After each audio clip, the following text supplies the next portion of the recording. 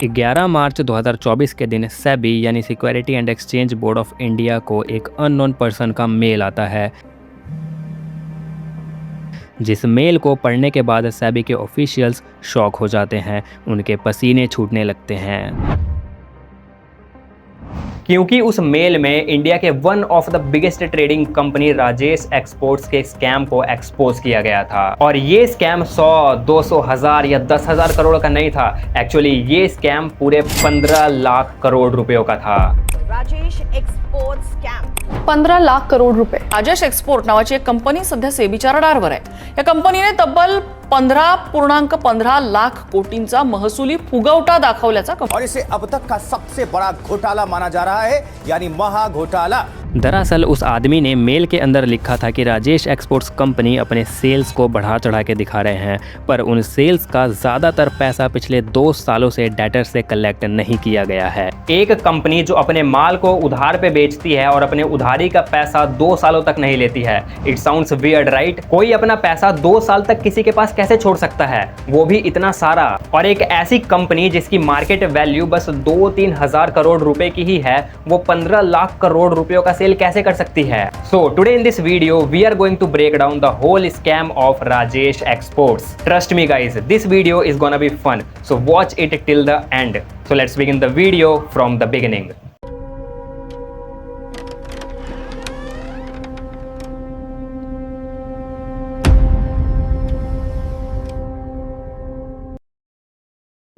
देखो, अगर हमें इस स्कैम को समझना है तो पहले हमें यह समझना होगा कि राजेश एक्सपोर्ट्स है क्या और ये कंपनी काम क्या करती है।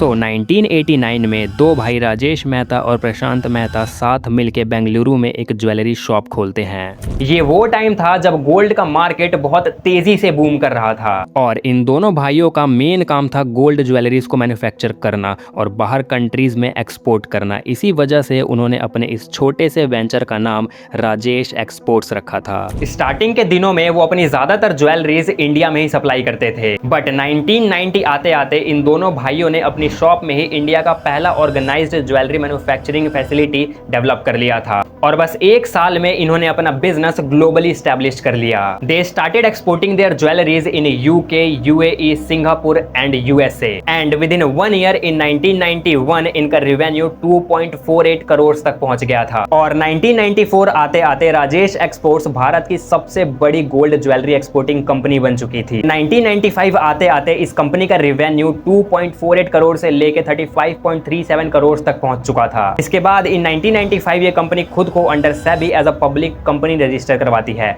जिसका मतलब था कि अब ये कंपनी अपने शेयर्स को मार्केट में सेल कर सकती थी। जिसके बाद 1995 में ही ये कंपनी अपना आईपीओ इंट्रोड्यूस करती है 40 रुपए के प्रीमियम के साथ, मतलब अपने फेस वैल्यू से 4 गुना ज्यादा प्राइस। तो इससे तुम ये अंदाजा लगा सकते हो कि मार्केट में इस कंपनी की रेपुटेशन कितनी ज्यादा अच्छी थी। And they raised around 10 crore rupees in their initial offering which was a huge amount right. और तब से ही ये कंपनी एनएससी और बीएससी पे लिस्टेड है। साल दर साल इस कंपनी का रेवेन्यू बढ़ता ही गया और इसकी वजह से इस कंपनी का शेयर प्राइस भी बढ़ने लगा। बट 2021 से 2025 के बीच राजेश एक्सपोर्ट्स का रेवेन्यू कुछ ज्यादा ही बढ़ गया। बस 5 साल का इनका revenue around 15.15 lakh crore rupees, मतलब पर ईयर 3 लाख करोड़ रुपए का revenue.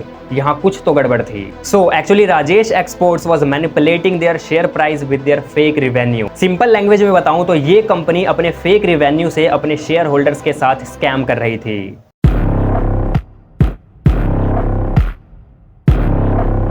15.15 lakh crore is a very huge amount और डेफिनेटली ये लोगों का ध्यान अपने तरफ अट्रैक्ट करती। और हुआ भी ऐसा, एक पर्सन का ध्यान इसकी तरफ गया और जब उसने थोड़ा रिसर्च किया तो उसे पता चला कि राजेश एक्सपोर्ट्स कुछ तो गड़बड़ घोटाला कर रहा है, क्योंकि 15.15 लाख करोड़ रुपयों की सेल्स हुई तो है, पर आधे से ज्यादा माल को उधार पे बेचा गया है। और शॉकिंग चीज ये थी कि उधार वाले पैसे पिछले 2 साल से रिकवर नहीं किए गए हैं। ये चीज उस आदमी को बहुत वियर्ड लगती है, जिसके बाद इमीडिएटली उस आदमी ने सेबी को मेल लिखा, जिसके बाद सेबी ने राजेश एक्सपोर्ट्स के अगेंस्ट में इन्वेस्टिगेशन कंडक्ट किया और इन्वेस्टिगेशन में जो चीज उन्होंने पाई वो बहुत ज्यादा क्रेजी थी।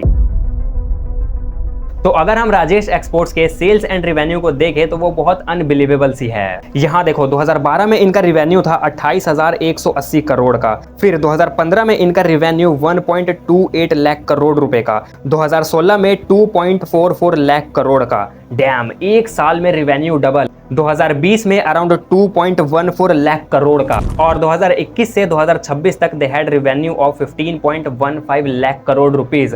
बहुत ज्यादा बड़े नंबर है ना। और जब हम एक ऐसी कंपनी की बात कर रहे हो जिसका वैल्यूएशन बस 3,000 करोड़ का हो, तो उसके लिए ये नंबर्स बहुत ज्यादा बड़े लगते हैं। तो सवाल ये आता है कि क्या सच में इतनी छोटी कंपनी इतना ज्यादा रेवेन्यू कर सकती है? So the answer is yes. Why? तो यहाँ थोड़ी अकाउंट से समझो। Revenue is the amount which is generated through sales, and यहाँ हम बात कर रहे हैं गोल्ड की, और गोल्ड की demand all around the world बहुत ज्यादा है। तो यहाँ जितनी सेल्स होगी उतना रेवेन्यू होगा, बट रेवेन्यू और प्रॉफिट दोनों अलग चीज हैं। So profit is equals to revenue minus expense, मतलब रेवेन्यू में से सारे एक्सपेंसेस को हटा दो तो जो बच जाता है वही हमारा प्रॉफिट होता है। एंड अगेन यहाँ बात हो रही है गोल्ड की, और गोल्ड को खरीदने का कॉस्ट ही बहुत ज्यादा होता है, तो डेफिनेटली यहाँ प्रॉफिट मार्जिन भी कम होता है। सो द कंक्लूजन इज कि 15 लाख करोड़ का रेवेन्यू जनरेट करना पॉसिबल है। तो फिर दिक्कत कहाँ आई? इसे स्कैम क्यों बोला जा रहा है? वो इसलिए क्योंकि जब सेबी ने इन्वेस्टिगेशन किया तो उन्होंने पाया कि ये जो इतना रेवेन्यू हुआ है इसका कोई प्रूफ ही नहीं है, और सेबी का कहना है कि राजेश एक्सपोर्ट्स अपना फॉल्स रेवेन्यू दिखा के इन्वेस्टर्स को मैनिपुलेट कर रहे हैं, and this is a crime.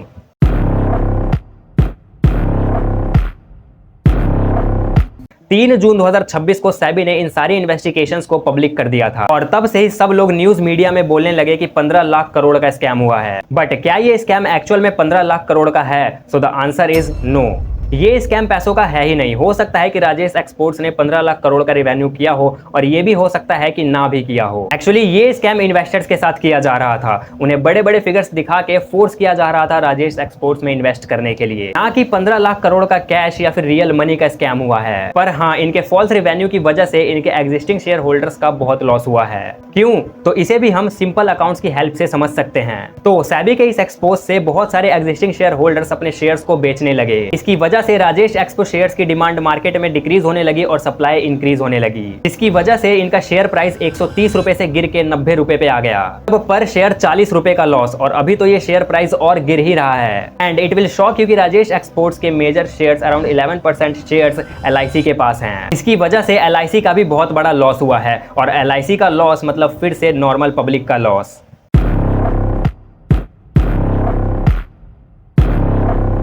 अब देखो, ये जो स्कैम है वो 15.15 लाख करोड़ का नहीं है, क्योंकि 15.15 लाख करोड़ तो इस कंपनी का रेवेन्यू है, जो कि डेटर्स, कैश और बैंक के फॉर्म में है। और एक चीज समझो, अगर गोल्ड जैसे बिजनेस में इतना रेवेन्यू करना है तो तुम्हें लगभग इतना ही अमाउंट इन्वेस्ट भी करना पड़ेगा, क्योंकि रॉ गोल्ड का प्राइस तो सेम ही है, और राजेश एक्सपोर्ट्स रॉ गोल्ड किसी और से बाय करते थे और उसमें वैल्यू ऐड करके उसे ज्वेलरी बना के बाहर सेल करते थे।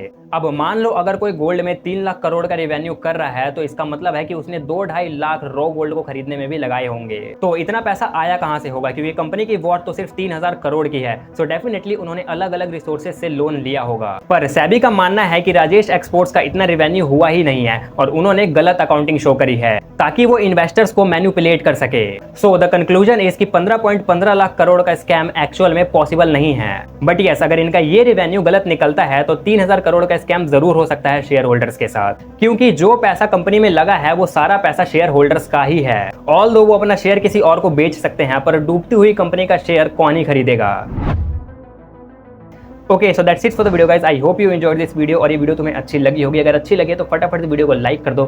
चैनल पर नए हो तो भाई अभी के अभी चैनल को सब्सक्राइब करके बेल आइकन प्रेस कर लो, क्योंकि हमारे चैनल पर ऐसी ही वीडियोस आती रहती हैं। एंड इफ यू वांट तो तुम हमारे प्रीवियस वीडियोस को भी जाके देख सकते हो, लिंक तुम्हें डिस्क्रिप्शन में मिल जाएगा भाई। वो वीडियोस भी बहुत ज़्यादा क्रेजी हैं, फाड़ू हैं, तो भाई जाओ उन्हें भी देखो और उन्हें भी लाइक करो और ऐसे ही सपोर्ट करते रहो। तब तक के लिए बस इतना ही। मैं मिलता हूं तुमसे नेक्स्ट वीडियो में। Good bye.